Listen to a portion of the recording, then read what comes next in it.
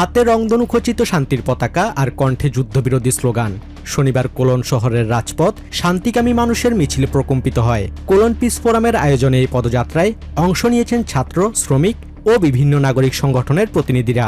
তাদের প্রধান দাবি সামরিক শক্তি বৃদ্ধি নয়, বরং কূটনৈতিক আলোচনার মাধ্যমে বিশ্বশান্তি নিশ্চিত করা।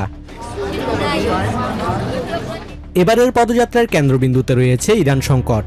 বিক্ষোভকারীদের হাতে থাকা প্লেকার্ডে আমেরিকা ও ইসরায়েলের যুদ্ধাংদেহী নীতির তীব্র সমালোচনা করা হয়েছে, বিশেষ করে বাধ্যতামূলক সামরিক সেবা বা কনস্ক্রিপশন এবং জার্মানির প্রতিরক্ষা বাজেট বাড়ানোর সিদ্ধান্তের প্রতিবাদে সোচ্চার ছিলেন সাধারণ মানুষ। এটি আমার জীবনের প্রথম ইস্টার মার্চ।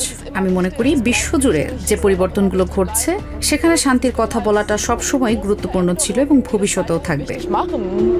গত ডিসেম্বরে জার্মানির সংসদীয় বাজেট কমিটি প্রায় 50 বিলিয়ন ইউরো প্রতিরক্ষা চুক্তির অনুমোদন দিয়েছে।